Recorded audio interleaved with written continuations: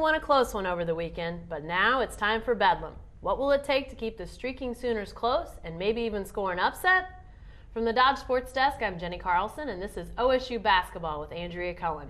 Okay, Andrea, we need to talk about Bedlam, but first let's rewind to Saturday because the Cowboys got a victory after two close calls last week. They get a close call victory that went in their favor. How big a win was that for the Cowboys? It was a really big win. It was a big win, period. We were trying to call it must win all week, and Travis Ford kept saying, well, it's must play better, kind of trying to clarify on that. But it was a really, the two that they lost were two that they could have and should have won, and then you start looking toward the NCAA tournament and how many wins they need. So it became a very important win and a road win that they really, really needed. So it was a huge win for them, and afterward he said, okay, it became must win once it was so close, because it would have been really hard on those guys mentally to lose 3 in a row, really close. So yeah, I think it was a pretty big win for them. Now they have a quick turnaround, less than basically 48 hours after that win. They turn around for Bedlam. Oklahoma comes to town. Sooners are one of the best teams in the country, now looking like a Final Four favorite. How big would a win be for the Cowboys if they won tonight in Bedlam?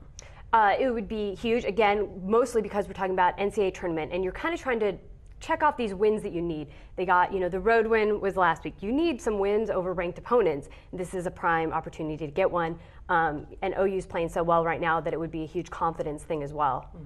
Despite their depleted core of big men, which has been well documented throughout the season, the Cowboys are getting some pretty solid play from their post players. How is that happening, that they're getting some minutes, some production?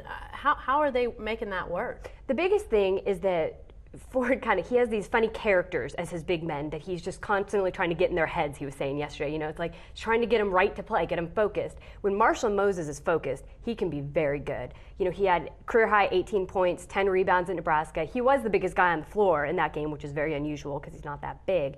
But when he gets his mind right and he is thinking offensive and really trying to score, he can be really good. And if he can manage to keep out of foul trouble for a little while, at least tonight, it'll be interesting to see if he can slow Blake a little bit. Yeah. Now, you mentioned Blake Griffin, and it'll be Blake and Taylor Griffin. They both present a huge challenge to anybody they face.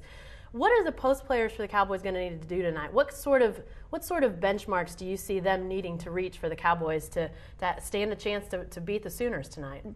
I mean, just not let him get completely out of control. Like Ford says, just try to not let him score 60, which is, he's somewhat joking, but I mean, the guy can get 20 rebounds tonight if things don't go right for OSU. So that's the thing. They just need to be able to get a couple of rebounds, keep him somewhat under control. They know they're not going to stop him. They want to stop the perimeter guys and, try to somewhat contain Blake. Yeah. And Taylor, you're right.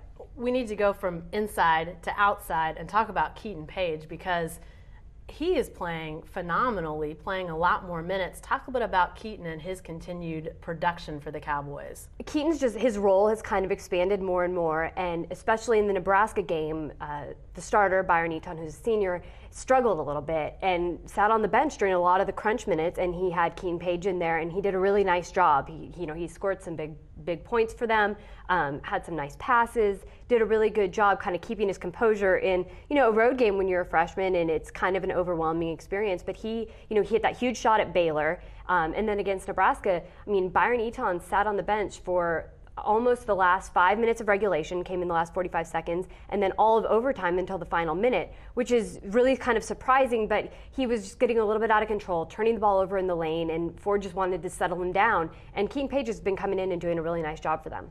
You mentioned Keaton's big plays on the road in hostile environments, places that you could be a little bit overwhelmed. This will be his first Bedlam game, though, tonight as an in-state guy. Maybe some emotions there that he's never felt before. What are you expecting to see out of him tonight? The in-state guys are always good in Bedlam, which is kind of, it's well documented. We've written a lot about that. And it's kind of just one of those cool things that they really are pretty good in Bedlam. I would expect to see a pretty solid game from him. He's excited. He's been to a bunch of Bedlams. He grew up an Oklahoma State fan.